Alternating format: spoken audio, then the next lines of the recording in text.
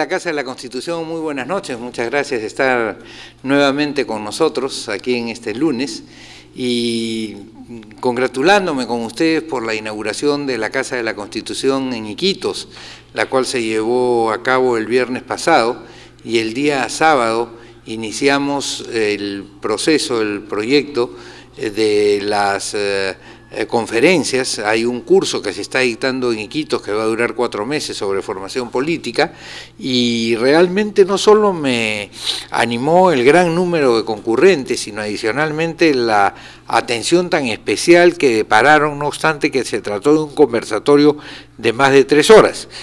Ustedes dirán, ¿por qué me agarro tanto la nariz? Porque estoy medio con alergia. Realmente Lima me produce alergia en estas épocas por el del cambio de clima, porque recién entra y se va el calor. Hoy día parecía que hacía calor y en la noche enfría. Pero bueno, estuvo muy bien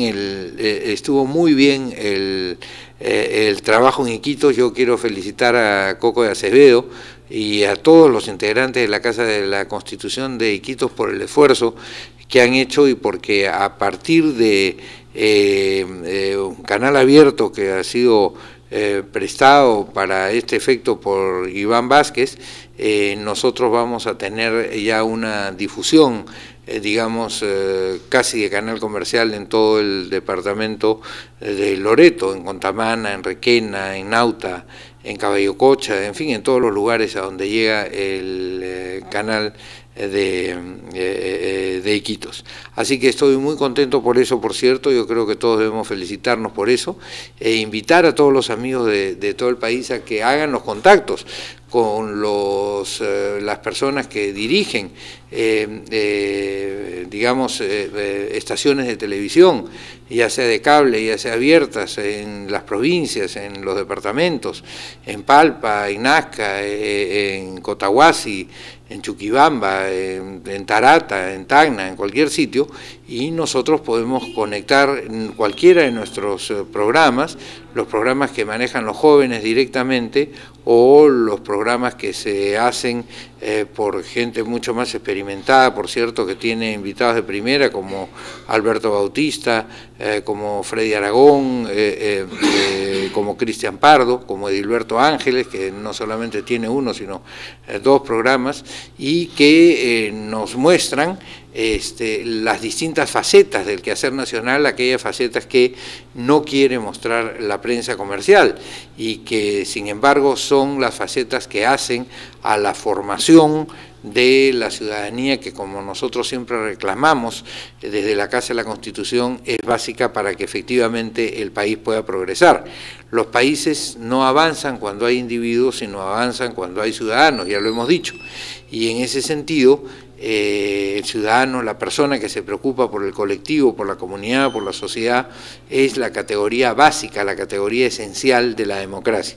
No hay democracia sin ciudadanía y no hay ciudadanía si no hay preparación de parte de las personas en los quehaceres de la vida pública. Eso no quiere decir que todos tengan que dedicarse a la actividad política, pero sí sería muy importante que así como todos debiéramos de conocer un poquito de pequeños auxilios, también deberíamos de conocer un poquito de política para que no nos tomen el pelo en cada oportunidad que hay una elección o en cada oportunidad en que se presenta un comicio y que naturalmente los candidatos terminan diciendo cualquier cosa y luego haciendo exactamente lo contrario.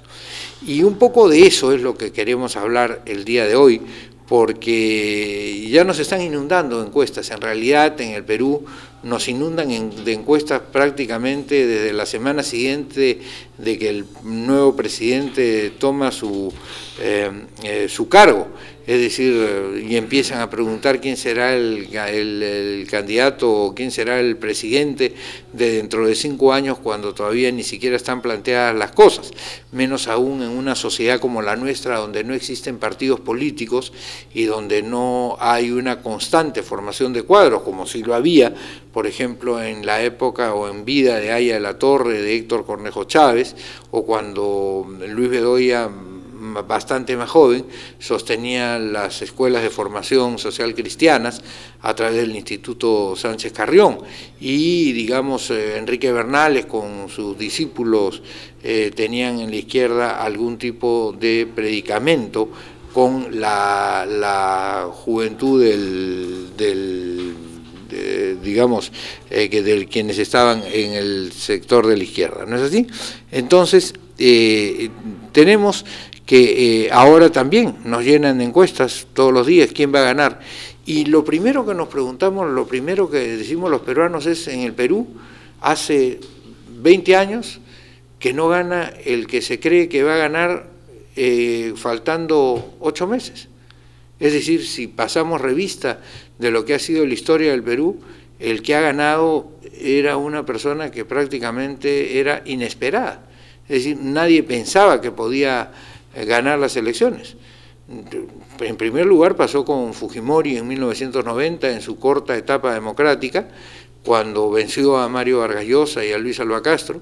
Es decir, en marzo del año 90 nadie hubiera pensado que Alberto Fujimori, que se había lanzado solo para ser senador y que de pasada se había inscrito para ser candidato a presidente por si acaso y en consecuencia para que le líen algunos votos más de los que eventualmente podía obtener, resulta siendo elegido presidente, y como ya hemos visto, ya sabemos, y es historia que hemos padecido, traicionando al país en todos sus extremos.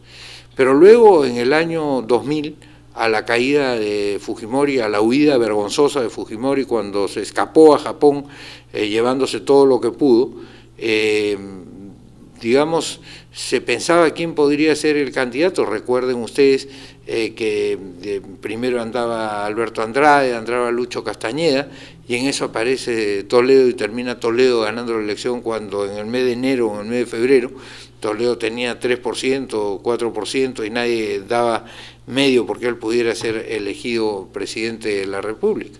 Y en el 2006, ¿quién se hubiera imaginado que Alan García, que había hecho tan mal gobierno durante su primera gestión, hubiera podido ganar una segunda elección en un país al que devastó como lo hizo durante esos primeros años entre 1985 y 1990, y donde nos dejó además como herencia nada menos que al terrorismo, al cual él en muchos casos incluso hasta alabó. Recordemos el discurso donde hace un panegírico de Edith Lagos, una líder terrorista que había matado cantidades de peruanos. Y sin embargo, en el año 2006 gana. Nadie se hubiera imaginado que eso hubiera podido pasar, y pasó. Y finalmente Humala aparece de la nada. Es decir, la discusión en el año 2011 se había presentado, entre otros candidatos, entre Alan García, entre Lourdes Flores, entre Kuczynski y entre Toledo, que fundamentalmente era el ganador, Keiko Fujimori, y aparece Humala de atrás nuevamente, de atropellada, como dicen los que le gustan los caballos de carrera, y gana las elecciones. En consecuencia, hablar de quién va a ganar las elecciones en este momento e ilusionarse por los que hoy aparecen en los primeros lugares de las encuestas es simplemente repetir lo que los diarios quieren que se diga. ¿Por qué? Porque claro, los diarios formulan las preguntas a través de sus encuestadoras, y como ellos le dan cabida a través de sus programas de televisión a los candidatos a los que quieren promocionar, entonces claro, la gente tiene fijada en la retina a esos candidatos a los cuales los grandes medios quieren que efectivamente terminen ganando las elecciones. El problema está que en eso no hay mucha sintonía con la sociedad, y que la sociedad puede, a pesar del inmenso poder de los medios de comunicación que tienen para bloquear candidatos, más que para elegir, diría yo, para bloquear candidatos, para bloquear alternativas, para impedirle al Perú que tenga nuevas alternativas, no obstante eso, se le escapa en alguna oportunidad o en más de una oportunidad y termina ganando quien ni siquiera está apareciendo. Y ese es un tema por el cual nosotros hemos planteado un proyecto que esperamos convertirlo en ley en algún momento en la historia del Perú próximo, en el cual cuando las encuestadoras hagan sus mediciones, digan, por ejemplo, si ahora estamos a 8 meses del resultado electoral, estas son las encuestas que se hacen en el mes de agosto del año 2015, a 8 meses de las elecciones de abril del 2016. Y estos son los resultados, y al costado le ponemos 8 meses antes de las elecciones de 2016, nuestra propia casa encuesta del 2011, en agosto del 2010, nuestra misma casa encuestadora hizo esta encuesta, y estos fueron los resultados que salieron. Entonces vamos a ver cómo ahí vamos a confrontarlos con seriedad con lo que están proponiendo, porque claro, ellos juegan a, digamos, a manipular muchas veces lo que la gente dice. En eso hay un libro muy interesante de Giovanni Sartori que se llama El Homo Videns, y que ustedes lo pueden ver, no sé si lo tenemos en la Casa de la Constitución colgado, es el libro Homo Videns de Giovanni Sartori. Basta con que entren a la Casa de la Constitución.com, a nuestra página www.casadelaconstitucion.com, y ustedes van a ver ahí cómo efectivamente esta suerte de encuestocracia no es otra cosa que envolver en papel de regalo los deseos de quienes, digamos, aspiran a conducir el país detrás de las bambalinas, vale decir, los factores reales del poder, los poderes económicos fundamentalmente, los poderes mediáticos, etcétera, etcétera. ¿No es verdad? Entonces tenemos que estar atentos a que eso es lo que está sucediendo y que no necesariamente eso es lo que va a pasar.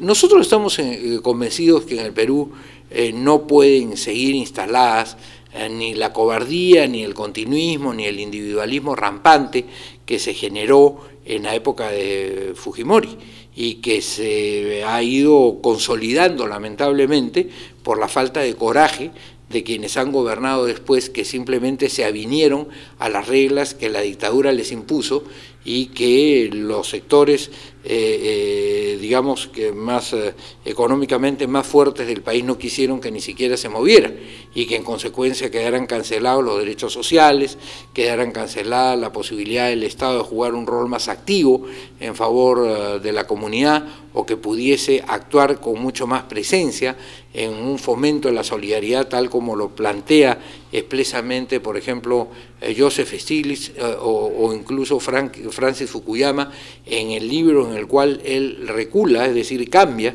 después de aquel ensayo famoso que se denominó El fin de la historia, y que luego él mismo, dándose cuenta de que lo que había escrito no tenía ninguna realidad, se retracta y dice que el Estado es absolutamente necesario porque alguien tiene que preocuparse del bien común, y toda esta supuesta maravilla del mercado que funciona como si fuese un reloj solamente favorece a quienes efectivamente están en mejores posiciones. El mercado es necesario, es un buen primer regulador, pero no es el regulador absoluto, porque al final de cuentas todos quienes tienen su negocio están más preocupados por su negocio que por el bienestar de la comunidad, y en consecuencia alguien tiene que preocuparse por la comunidad. Y entonces nosotros creemos que ni este continuismo en ideas, en actitudes, ni este individualismo, ni esta corrupción que han sido tan, digamos, severas en el país puede continuar. Y lo que nosotros estamos viendo es que ninguno de estos elegidos por las encuestadoras y por los periódicos para ponerle sus fotos todas las semanas, rompen con ese esquema. Al contrario, son más de ese esquema, son más de lo mismo, es decir, son variantes del esquema. Todos tocan rock and roll, uno lo toca un poquito más lento, otro lo toca un poquito más rápido, otros lo tocan con 3 guitarras, otros lo tocan con 2 guitarras, otros tienen un baterista, otros tienen un tecladista, pero al final de cuentas todos tocan rock and roll. Y eso lo vemos en Keiko Fujimori, lo vemos en Kuczynski, lo vemos en García, lo vemos en Toledo, lo vemos en general en quienes quieren promocionarse como eventualmente los ya ganadores de las elecciones del año 2016. Y nosotros creemos que estos que ganaron en las últimas elecciones, Toledo, pero especialmente García y Humala, se presentaron como grandes reformistas, y que iban a hacer el cambio social, que efectivamente iban a permitir que tuviéramos nosotros una redistribución de la riqueza que el Perú estaba obteniendo como consecuencia de la explotación de sus recursos naturales o como consecuencia del resultado del buen e industrioso trabajo de sus ciudadanos e incluso de las compañías tanto nacionales como extranjeras que habían venido a trabajar en el país. Sin embargo, una vez que llegaron a la presidencia o incluso quienes llegaron al Congreso se olvidaron de todas sus promesas, empezando por la promesa de darle al país una constitución que reemplazara a aquella que no significa otra cosa que la vergüenza total de tener que obedecer la vocación y la norma de un dictador como fue el caso de Fujimori, es decir, una persona que no solamente fue un dictador, sino que cometió todo tipo de delitos y que por eso está condenada a 25 años de prisión por haberlos cometido. Nosotros en este momento, amigas, quienes me escuchan, nosotros, todos los que estamos en el Perú, no hacemos otra cosa que obedecer las leyes de una persona que ha delinquido de esa forma y toda la gavilla que lo acompañó, Montesinos, Hermosa Ríos, Villanueva Ruesta, en fin, toda esa gente que al final de cuentas todos están presos por la comisión de delitos contra el Estado en distintas modalidades. Y sin embargo el Estado, contra el cual se cometieron todos esos delitos, sigue obedeciendo esa voluntad. Realmente resulta paradójico. Y lo curioso es que estos candidatos, estos que se presentaron como reformistas, estos que se presentaron por el cambio, porque se llenan la boca hablando con el cambio, se llenaron la boca hablando por el cambio, el gran cambio, en fin, lo que fuese, y ahora tenemos cambio hasta con K, hay un candidato que se lanza con K al cambio, pero que más bien lo vemos diciendo las mismas cosas que dijeron los anteriores y que por cierto no hicieron nada, ¿no es verdad? Y los candidatos al Congreso, que se suponía se iban a lanzar para fiscalizar la tarea que se iba a realizar desde el Poder Ejecutivo, y no solamente fiscalizarlo en lo que es los asuntos de corrupción o los temas de denuncia, porque este es el Parlamento de denuncia, ¿no?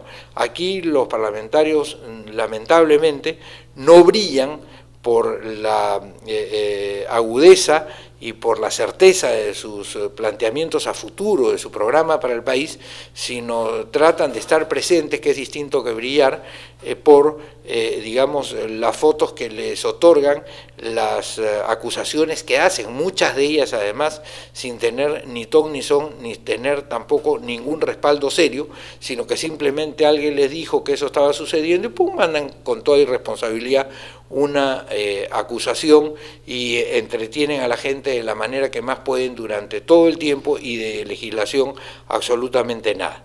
Y por eso es que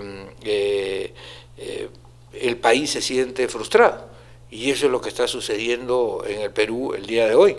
Es decir, es un país que no obstante el crecimiento económico, el crecimiento de las cifras, es un crecimiento de la economía nacional, no llega a ser un crecimiento de la economía de los peruanos, que es distinto. La economía nacional tomada como conjunto crece, pero la economía de los peruanos tomados como personas individuales, esa no crece, esa se queda, esa registra cada día más desigualdades. Y naturalmente eso hace que nosotros no podamos decir que lo que vemos ahora va a significar, porque no solamente los cuatro que están siendo más mencionados, sino los otros, los que lo siguen a bastante distancia según esas encuestadoras, tampoco sostienen nada especial, es decir, no les hemos escuchado decir una sola idea distinta, diferente, y digamos que permita entender que el Perú efectivamente puede ir por un rumbo de seriedad y solidaridad, porque tampoco se trata de pretender el sol por salir, ni tampoco de ofrecer el oro y el moro, como hizo lamentablemente muchos de los sectores, digamos, más ligados al comunismo, donde ofrecían que todo iba a cambiar y al final de cuentas todo siguió igual. Por ejemplo, en el caso de Humala, con el tema de la Constitución, no han tenido ni una sola pizca de coraje para entrar a discutir el tema de la Constitución ni para cuadrarlo respecto a una promesa que formalmente le hizo a los peruanos, ¿no es verdad? Entonces, aquí no se trata simplemente de hablar más estentóreamente, ni tampoco de decir los discursos más rimbombantes, sino de plantear las ideas que efectivamente se pueden hacer. No se trata de que porque eres candidato ofreces 100 y después vas a hacer 0. Si tú lo que piensas es que se va a hacer 30, ofrece 30, pero esos 30 los haces, esos 30 los llevas adelante. Y el presidente tiene que ponerse como líder delante de ese país que quiere avanzar en esos 30, de todas maneras, con seguridad, para que el próximo que reciba la posta, la reciba en mejores condiciones de aquellas en que lo está recibiendo el que salga elegido, el que lo recibirá, el que salga elegido en el año 2016. A nosotros, ya lo hemos dicho N veces, nos parece una vergüenza seguir regidos por la Constitución de la dictadura, donde el Estado no puede jugar ningún rol en economía, donde el Estado no puede dictar medidas que permitan el crecimiento de quienes vivimos en el país y donde hoy día los trabajadores están prácticamente ayunos de derechos. Ya lo hemos repetido también en anteriores oportunidades y en conversatorios que hemos tenido. Los trabajadores tenían derechos en la Constitución de 1979 y hoy día esos derechos se los disolvieron, se los convirtieron en aspiraciones, en deseos, en buenos propósitos, en discursos, pero no en derechos que se pueden ir a reclamar ante los tribunales. Y por supuesto es que habíamos pasado de un momento en que no hubo derechos para los trabajadores a un momento donde precisamente como consecuencia de esa demagogia se pasó a que se dijese que tenían todos los derechos. El resultado de eso fue que la economía se fue deflacionando y al final de cuentas no caminó. ¿Por qué? Porque no se planteó con seriedad el proyecto país y con tranquilidad para poder decir efectivamente vamos a conseguir estas metas concretas y no se pueden conseguir estas otras porque no es realista, porque no se van a poder obtener y porque si pretendemos estas políticas no vamos a poder contar con el concurso de quienes tienen que invertir en el país, no para llevarse todo, pero sí para ganar lo que su inventiva y su esfuerzo les garantiza, pero respetando el principio fundamental de solidaridad para que, aunque no le chorree a todo el país, por lo menos le gotee, es decir, algo le caiga. El problema es que estamos viendo que hay mucho, pero hay poca distribución y eso es malo.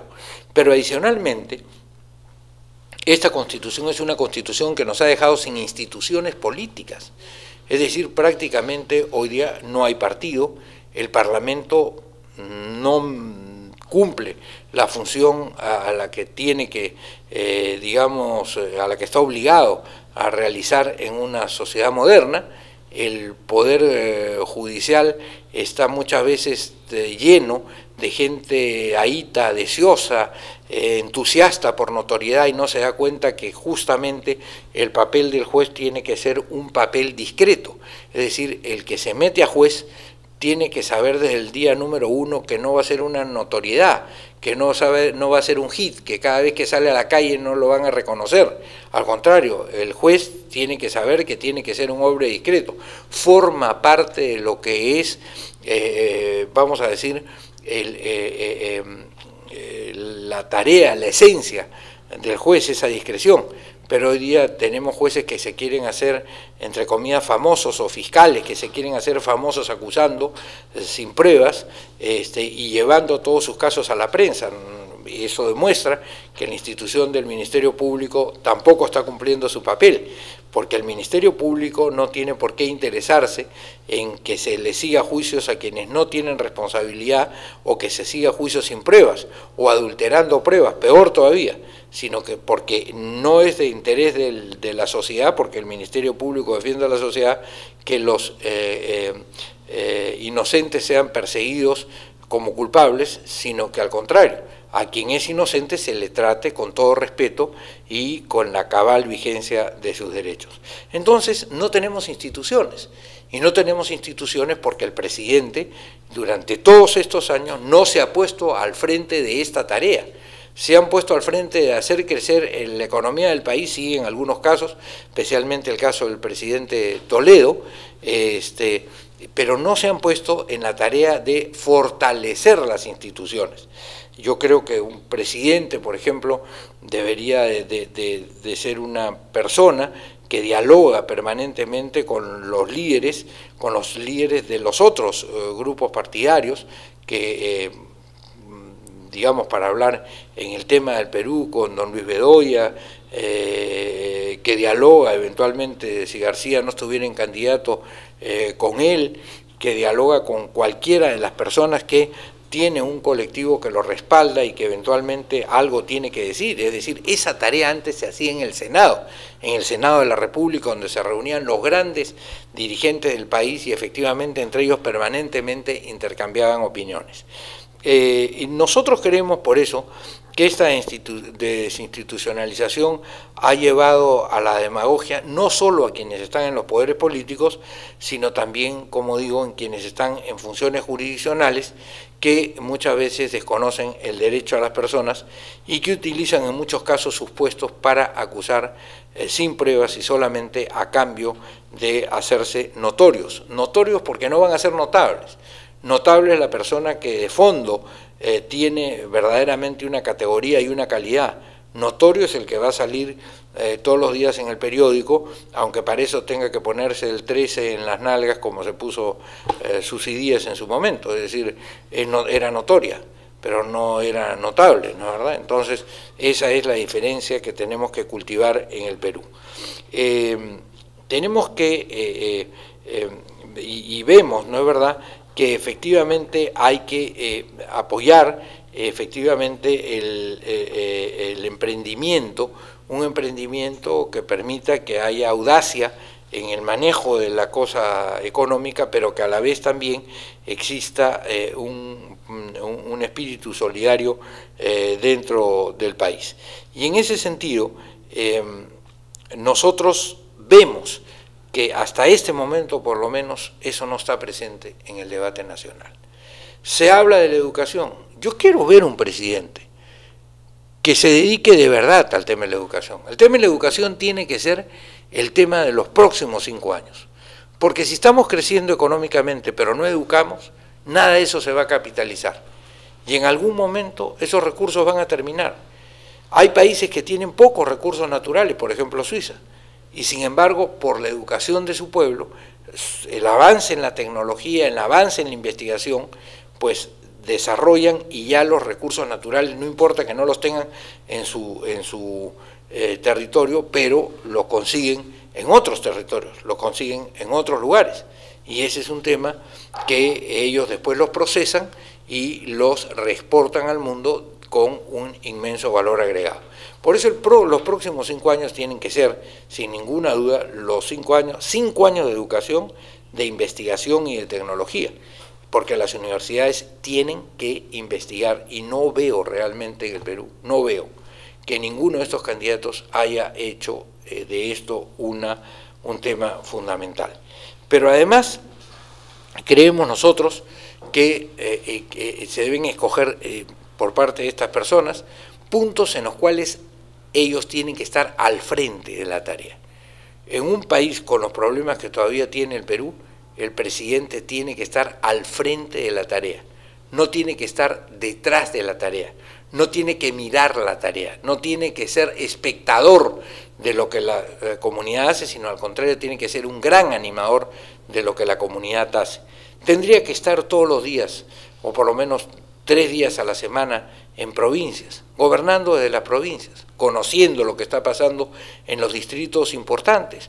Y cuando hablo de provincias no necesariamente me refiero a Purús, o me refiero a Mariscal Castilla, o me refiero a Tarata, o me refiero a Macusani. No, me refiero también a provincias cercanas, Cañete, San Juan del Lurigancho, que tiene el tamaño de una provincia, o las circunscripciones que por sí mismas son un problema.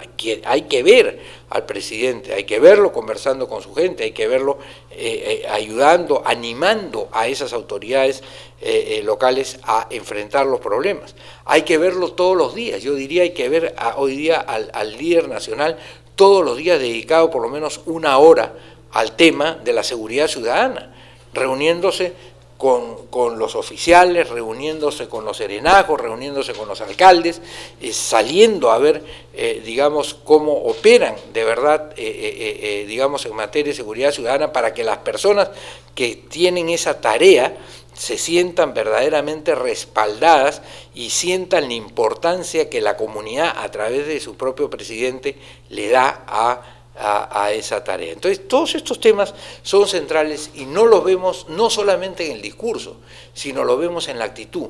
Aquí lo que estamos viendo es jales, entre comillas, ¿no? Entonces, Pizarro ya no va a jugar Claudio Pizarro ya no va a jugar por el Bayern Múnich, sino va a jugar por el Werder Bremen, o va a jugar por el Atlético de Madrid, o va a jugar por el Paris Saint-Germain, o por el Flamengo de Brasil, más o menos, eso es lo que vemos, ¿no? Entonces, tampoco es que haya muchos Claudio Pizarros entre lo que se ha escuchado ahora de los jales, ¿no? ¿Verdad? Están un poco más vinculados digamos, a jugadores de otro nivel, vamos a decir de alguna manera, ¿no?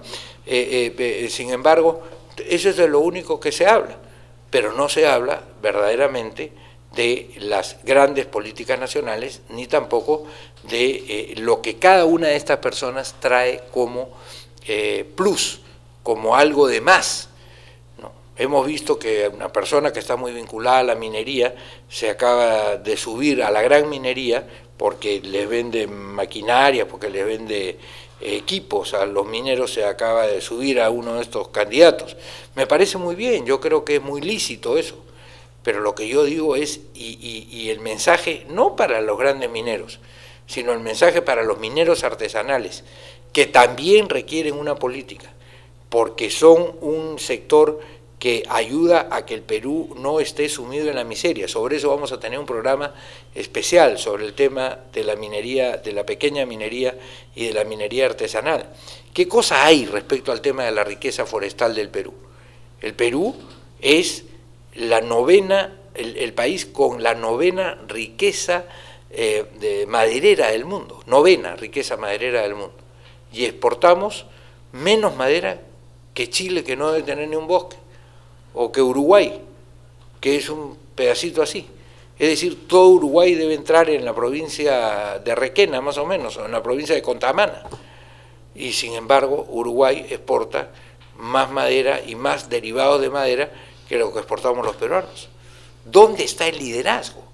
Eso es lo que nos ha faltado en todos estos años, y esto es lo que no vemos tampoco en quienes están ahora, o porque no desarrollaron su carácter, porque en la política hay que desarrollar carácter, en la política hay que desarrollar firmeza, hay que saber que cuando uno tiene ideas claras, hay que saber, digamos, confrontarlas, y hay que saber explicarlas, y hay que saber convencer a la sociedad de que efectivamente se puede hacer un trabajo bueno en favor de la comunidad. Por eso es que vemos que las opciones que se le están ofreciendo al país para las próximas elecciones, hasta ahora por lo menos, son casi más de lo mismo. Más de lo mismo y peor todavía en el mismo tono, como decía hace un momento, casi con la misma melodía. Tocan todos rock, solamente que ahora van a tratar de diferenciarse. Unos tocarán con 2 guitarras, otros con 3 guitarras, otros con 2 tambores, pero todos van a tocar rock. Hasta los más chiquitos van a tocar rock con su bandita. Y yo creo que de eso no se trata. El Perú no está esperando eso.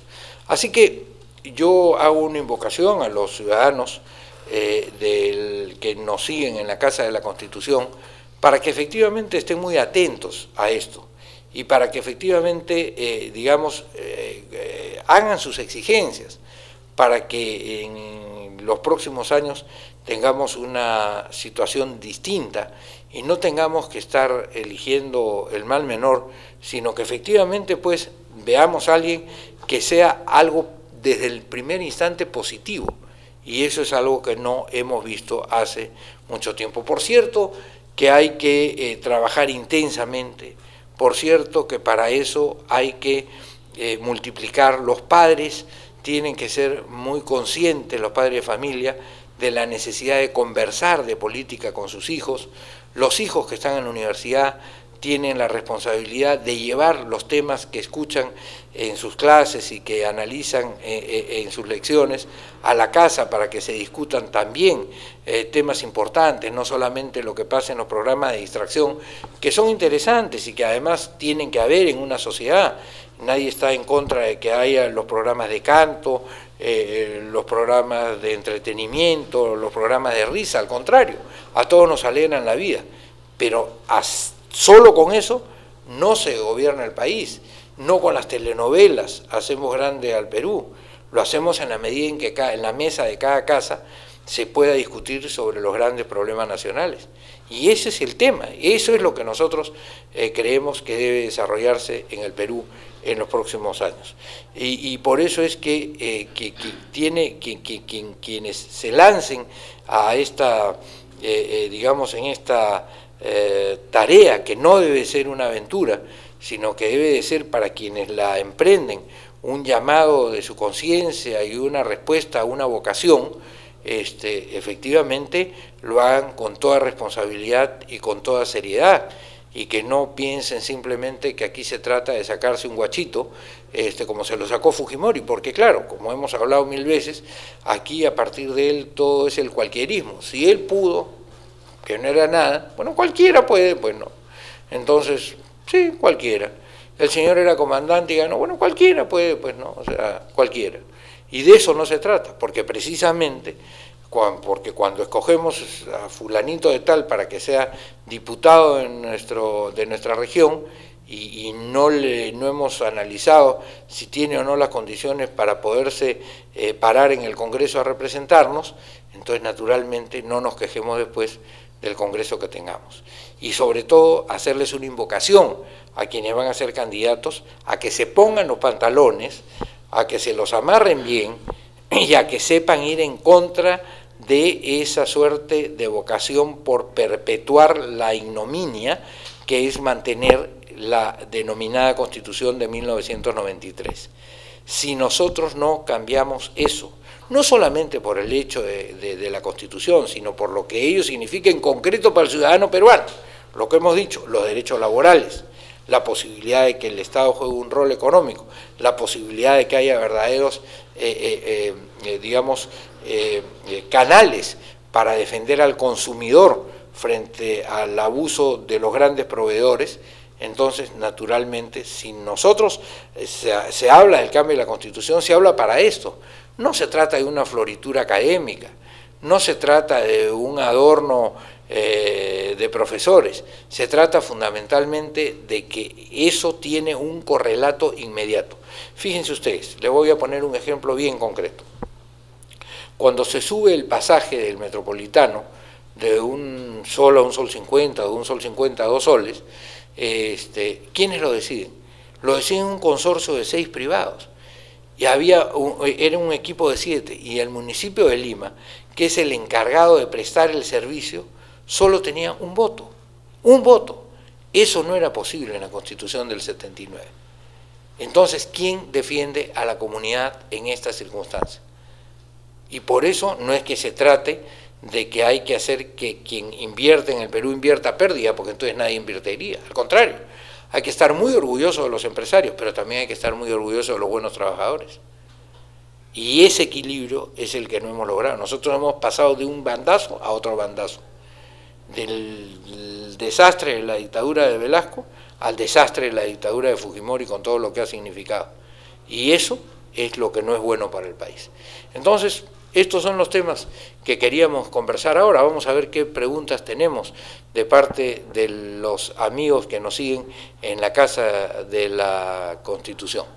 A ver, precisamente desde Loreto nos preguntan, dice, así es, desde el año 90 no ganan los favoritos y en estas elecciones falta que salga el candidato que está fuera de juego ahorita y que tiene que aparecer en los próximos meses. Vamos a ver, de repente sí, de repente no, de repente aparece, de repente no aparece. Eso va a depender mucho de los peruanos y del aliento que eventualmente a ese personaje puedan prestarle los peruanos una vez que entre en liza. O sea, ojalá, digamos, dentro del páramo que tenemos, ojalá que algo pase de eso, pero eso es algo que naturalmente va a depender de la comunidad nacional, ¿no es verdad? Y nuestro amigo Sebastián Chipana de ANCA nos dice, la verdad de la finanza de los partidos es lo que falta a este país. ¿Qué hacer?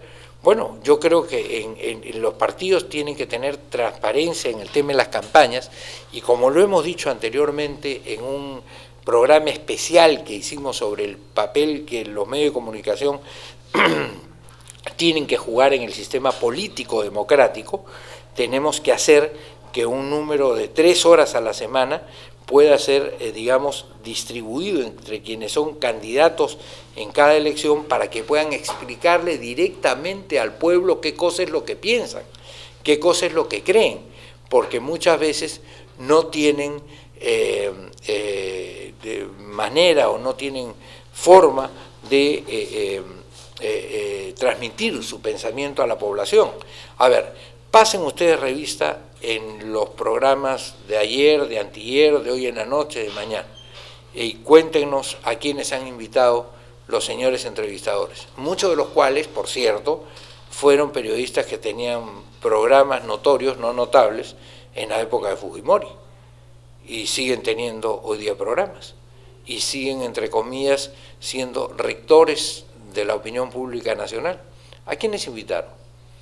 ¿Invitaron a los que tienen algo diferente que decir o a los que eventualmente llaman para que reafirmen lo que aparece permanentemente en las encuestas?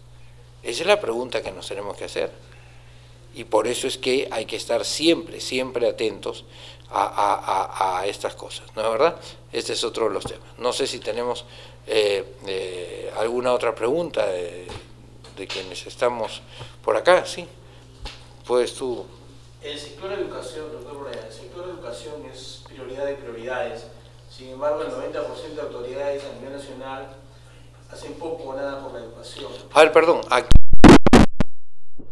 Pásale el micro para que también nuestros amigos que están en la televisión nos puedan escuchar. Sí.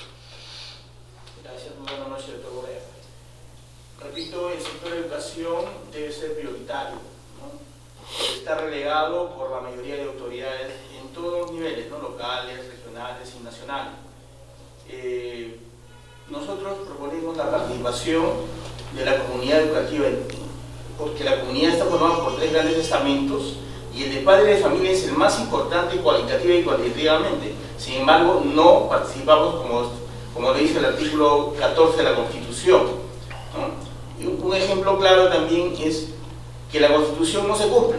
Por ejemplo, los ministros ganan 30.000 soles mensuales. Si el primer ciudadano es el presidente y gana 15.600, nadie podría ganar más de... No. Pero yo te quiero decir una cosa, y yo creo que eso es demagógico. Eso fue una demagogia de Alan García, con toda franqueza. Porque no se puede pretender tener... Mira, los americanos, que son muy prácticos, tienen un lema que dice, si tú pagas manís, if you pay peanuts, you will have monkey for servers. Es decir, si tú lo que haces es pagar manís, lo que vas a tener es monos por empleados, ¿te das cuenta? Y lo que tú tienes que hacer en el Perú es que los cargos de gran responsabilidad tienen que estar remunerados de tal manera que no venga la empresa privada el día de mañana y se los lleve a trabajar para ellos, y entonces ni siquiera la vocación ya te aguanta. O sea, ese tema de eso, claro, García, que digamos, todavía no sabemos cómo hizo su fortuna, todavía estamos... Debe haber hecho grandes inversiones cuando estuvo en París, porque antes de eso sus 2 grandes ingresos habían sido el de ser diputado, primero, es decir, nunca supimos que el doctor García hubiera tenido un gran suceso como abogado. No sé si su libro El futuro diferente le deparó grandes regalías, pero bueno, puede haber sido por eso o por las buenas inversiones que hizo cuando estuvo lamentablemente fuera del país. Y digo lamentablemente porque ningún dictador tiene derecho a perseguir a ningún demócrata. Yo me opuse a esa situación a la que sometieron a García, porque yo no creo que se le puede, por muy adversario político que sea, se puede permitir que digamos, sea perseguido por una dictadura de un demócrata, ¿no? Pero digamos, independientemente de eso, los maestros también tienen que estar bien pagados. El problema es que nosotros no utilizamos esos recursos o no utilizamos los recursos nuestros para permitir justamente bolsas que eventualmente pudieran ser manejadas por los padres de familia y que eventualmente pudieran permitir alguna suerte de política de, ¿cómo podemos decir?, de reconocimientos a los mejores profesores. No sé, yo te interrumpí cuando tú estabas hablando. De acuerdo, doctor Borea, pero mi invocación va a que todos los peruanos, sin excepción, incluyendo el presidente de la República, deben cumplir la Constitución, nos guste o no nos guste. Así es. Estamos en la Casa de la Constitución, a eso voy. Un ejemplo clarísimo. La Constitución política actual dice la educación pública es gratuita. Sin embargo, el 100% de directores, los 50.000 colegios públicos, los 50.000 cobran 50, 100, 500 soles por derecho de admisión. O sea, el 100% incumple la Constitución, a eso voy. Sí, es que eso es, pues, o sea, no hay ningún respeto por la Constitución. Ahora, ¿por qué tienes que respetar la Constitución tú te preguntas, ¿por qué tienes que respetar la Constitución de un sátrapa, de un tipo que mató, que asesinó, que secuestró, que robó, que hizo peculado, que chuponeó teléfonos, en fin, ¿por qué? O sea, la gente se pregunta eso, y entonces cuando tú quieres que las normas jurídicas se respeten, tienes que comenzar por ese liderazgo del cual hablaba. Tú que eres presidente de la Asociación de Asociaciones de Padres de Familia, sabes que ese liderazgo es central, y entonces eso tiene que pasar también en el país. Entonces no respetan la Constitución no es gratuita, pero mira, tú por ejemplo, cuando tú estudias las diferencias, entre comillas, entre la Constitución del 79 y la del 93, la Constitución del 79 establecía que la educación era gratuita cuando el Estado la presta. En la del 93 incluso se llega a decir que en el caso de la educación universitaria es solamente gratuita para aquellos que no pueden pagarla. Sin embargo, esa diferencia esconde una cuestión de criterio muy importante y que se traslada lamentablemente después al tema de los colegios, y ya no solo para los que pueden pagarla, sino como norma general, ¿no? Un último ejemplo, doctor Borea. Cientos de directores y miles de profesores han hecho su acción de amparo, ¿no?, cobrando sus devengados que le debe el gobierno. El Poder Judicial ha admitido, han ganado, como digo, miles de profesores y directores. Sin embargo, el gobierno, el ministro Jaime Saavedra Chandoví, a quien elogian muchos, incumple ese pago, o sea, desacata supuestamente al Poder Judicial, que es autónomo. Bueno, ahí hay un tema que hay que enfrentar con claridad. Mira, así como el Perú paga la deuda externa, tiene también que pagar la deuda interna. Ya hay una serie de obligaciones que tiene el Estado peruano que va a tener que atender. Ahora, lo grave de esto es que, sabiendo el Estado que las medidas que toma perjudican a gente, y no obstante que el Tribunal Constitucional o las Cortes ya le dijeron que lo que están haciendo está mal, ellos, a sabiendas de eso, siguen haciendo lo mismo y obligan a la gente a que inicie juicios que tienen que durar 5 años, 6 años, de pasar un vía crucis.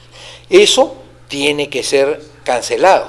Es decir, cuando el Tribunal Constitucional o la Corte Suprema dicta una política y dice así se tiene que aplicar la norma, no puede venir el Poder Ejecutivo después y decir no le hago caso, y si quieren que vayan al Poder Judicial y que reclamen. Pues porque esa es la política que hacen, eso es lo que hacen con los viejitos y con la gente, con los jubilados, ¿no es verdad? Es decir, ok, juegan a que efectivamente, como ya están cansados, como ya están mayores, o como les queden pocos años de vida, al final de cuentas juegan a alargar el juicio, como si la plata, digamos, en un Estado no fuese para cumplir las necesidades de la población.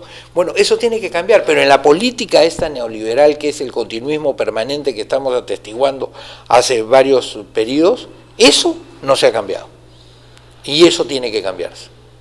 Y esa es una de las cosas que yo quisiera escuchar a los candidatos, que estoy seguro que será uno de los puntos centrales de cualquier buena campaña. Pero claro, el tema no solamente es qué propongo, sino cuál es la ejecutoria que yo tengo detrás mío para hacerme creíble en esa propuesta. Porque, a ver, que la señora Vito, o sea, Keiko de Vito, Vito se llama su marido, ¿no es verdad? Okay, que la señora Keiko de Vito diga que va a propugnar la estabilidad de los trabajadores en el Perú. Yo creo que si propone eso, lo que va a provocar es una carcajada que se va a escuchar en la luna, porque después de haber votado a más de 500.000 personas durante el régimen fujimorista, yo no sé cómo podría proponer eso, ¿no es verdad? Y así sucesivamente. O sea, si tú propones algo, ¿no?, entonces tú tienes que tener una trayectoria que avale lo que tú estás diciendo, y eso es lo que vamos a tener que ver también en las próximas elecciones, ¿no?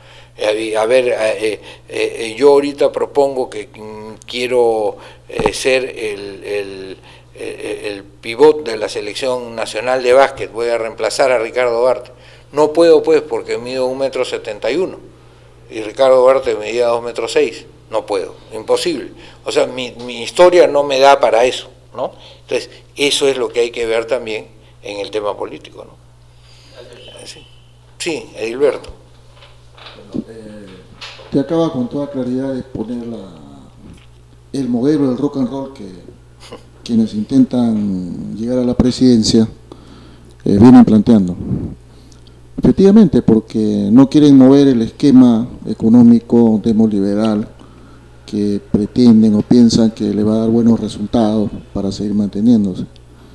Lo inverso sería intentar los nuevos modelos con una mayor participación, y lo que he visto hace pocos días ha señalado don Humberto Campodónico, que si no logramos conseguir una industria manufacturera nacional que se ha desperdiciado en los años de la bonanza económica del oro, entonces pues no vamos a pasar de ese modelo primario exportador, y tendremos, pues ahora que no estamos en el boom de los minerales, tendremos estos próximos años una situación complicada, porque se nos pasa el tiempo y el modelo sigue siendo el mismo. ¿Sí? Vamos a retroceder al tiempo de la colonia, antes fue el guano y ahora buscaremos otro modelo para seguir la economía dependiente, y entonces no se está recogiendo los nuevos esquemas, los nuevos modelos que hay de poder crear una industria manufacturera nacional. Y entonces esa parte de los nuevos modelos, ¿qué opinión le merecería, doctor? Yo creo que ese es uno de los temas centrales, por eso hablábamos de educación, de investigación en las universidades, y por cierto de creación de tecnología y de digamos, productos peruanos nuevos, es decir, los peruanos somos gente con imaginación, y somos gente con imaginación porque todos los países que la han pasado a cuadritos, como ha sido el caso del Perú, tú tienes que desarrollar la imaginación para vivir, no te queda otra, digamos, ¿no es verdad?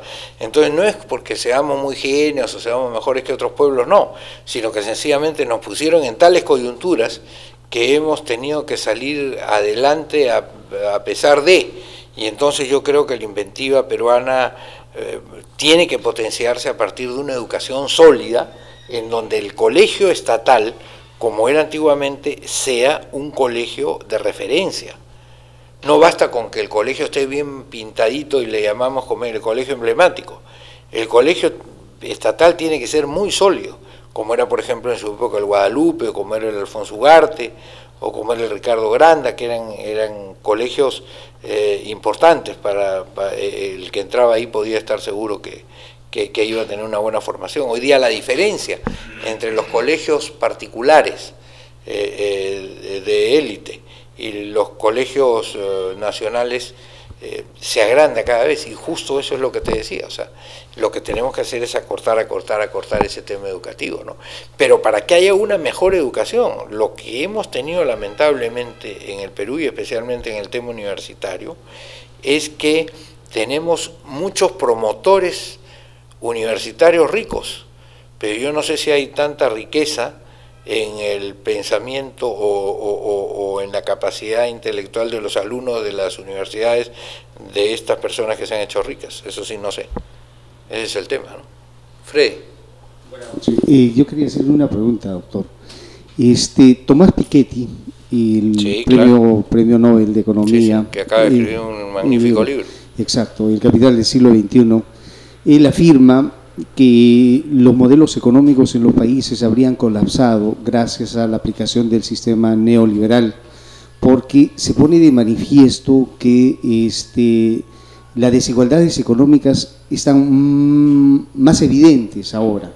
¿Por qué? Porque la concentración económica solamente se ha hecho en un reducido grupo de poder, donde la actividad económica la realizan en función a una diversidad concentrada de actividades, es decir, una sola persona es propietaria en el sector construcción, prestación de servicios, hace puentes, carreteras, y entonces esa concentración de poder hace que la acumulación de capital sea mucho más mayor, a diferencia del 99.9% de la población económicamente activa, que solamente vive de su trabajo. Y en muchos casos, sin ninguna posibilidad de generar ahorro. Entonces, ¿cree usted que sí es tan importante revisar el capítulo económico de la Constitución? Porque no podría ser de ninguna manera que el Estado ahí habría abdicado a esa función de participar en la actividad económica del país. Sí, participar para impulsar, ¿no? Participar para tratar de poner una línea mínima de desarrollo debajo de la cual no pueda estar nadie, porque si tú tienes a la gente, tú puedes dejarlos muy libres, pero si no pueden leer, si no pueden curarse, si no tienen cómo aprender un oficio, entonces puedes ser muy libre, pero nunca vas a ser igual. Entonces lo importante es que seas libre e igual, que seas digno, y ese es el rol que le corresponde jugar al Estado, y la tarea de liderazgo que tiene que tener el presidente, y ya no solo con el pueblo, sino con los propios empresarios. El presidente tiene que reunirse con ellos, explicarles, darles ejemplo, decirles por qué es importante para el Perú, no solamente su inversión, sino también su esfuerzo, premiarlos, aplaudirlos cuando hay que aplaudirlos, pero también exigirles solidaridad, exigirles resultados que permitan que, no solamente ellos se enriquezcan. Mira, el motor de todas las algaradas políticas, de todas las revoluciones, de todas las revueltas, no es la falta de libertad. Mira lo que te digo, parece una herejía, pero todos los tratadistas te dicen, todos los estudiosos, te dicen que el motor de eso es la desigualdad. O sea, cuando los pueblos perciben la desigualdad, nunca se sostienen los regímenes políticos. Pasó en Francia con la Revolución Francesa, pasó en Estados Unidos con la Revolución Americana, y pasa en cada lugar donde hay una revolución, incluso el día de hoy. Pasa incluso en los países teocráticos, donde los países que todavía piensan o creen que los representantes más cercanos a Dios tienen que gobernarlo, llega un momento en que dicen, sí, pero estos tipos son iguales. Pasó con el comunismo, donde se vio una nomenclatura, ¿no? Una clase dirigente que era absolutamente distinta al resto de la gente, es decir, que tenía una manga de privilegios de la que los demás estaban excluidos. Se cayó el sistema. Y se cayó el sistema porque no había libertad, es verdad, pero porque tampoco había igualdad. O sea, incluso dicen los autores, se puede soportar hasta una pobreza común, pero lo que no se puede soportar es la desigualdad. O sea, si yo no tengo la esperanza de poder mejorar con el sistema, entonces las posibilidades de que el país avance son mínimas y de que el país se confronte son máximas. Y eso es lo que tenemos que resolver y acabar. ¿Te das cuenta? Eso es lo que me parece. Muy bien, Rolando. Algo que me preocupa es lo siguiente. Podemos decir que la Constitución del 79, con todo lo que se ha hecho judicialmente, a la fecha se podría darse por declarada como cosa juzgada, y si esto es así, ¿por qué es que no se ha apelado al derecho supranacional? en el entendido que el derecho supranacional está por encima incluso de la Constitución, salvo error o mejor parecer. No, lo que pasa, Rolando, es que el tema constitucional es fundamentalmente un tema político, y los temas políticos se resuelven de acuerdo a la soberanía de cada nación, y en una democracia la soberanía la tiene el pueblo. A nosotros nos toca eso, o sea, a los peruanos nos toca ponernos los pantalones para acabar con esa vaina. A los peruanos, lo que pasa es que hemos estado realmente muy adocenados, muy arrebañados, y eso por falta de liderazgo, y además por el interés de la prensa, que a quienes tenían ese liderazgo los callaron en 7 idiomas para impedir efectivamente que ese mensaje llegara a conocimiento del país. Entonces, hay líderes que simplemente abdicaron, como el doctor García, como el comandante Humala, abdicaron. Ellos plantearon una cosa que nunca hicieron. Pero hay otros, digamos, que siguieron, pero que fueron silenciados, porque la prensa sabe cuál es su fortaleza. Su fortaleza mayor no es el discutir contigo y apabullarte por el gran fuego mediático que tienen, sino silenciarte. Porque saben que en una discusión sobre este tema constitucional no van a ganar. Y por eso es que nosotros, aquí en la Casa de la Constitución, le hemos pedido al jurado de elecciones que nos venda los kits electorales, dado que el Congreso se ha demorado más de lo que está establecido en la ley, para iniciar el plebiscito. ¿Qué cosa es el plebiscito? El plebiscito es la ley de la plebe. Ese es el origen de la palabra plebiscito, que viene de Roma. La plebe, es decir, en Roma había el romano, el patriciado romano que se reunía en el Senado y que tenía un tipo de leyes. Ya había las leyes de los comicios romanos, que era el plebiscito, el pueblo. De ahí viene la palabra de plebe. ¿Te das cuenta? Entonces, eso es lo que tenemos que hacer ahora. O, ya que viene un proceso electoral, que un candidato efectivamente se compre el pleito de verdad y plantee el tema con una trayectoria, porque también no es cuestión de que hoy día alguien venga a decir, yo quiero cambiar la Constitución así. ¿Qué hiciste durante estos 23 años para cambiar la Constitución? ¿Escribiste un artículo, dijiste algo, te quejaste, algo hiciste? Pues no. ¿O te ha venido una suerte de soplo divino para ver si con eso gano votos y me hago el adalid del cambio de la Constitución? Ese es el tema.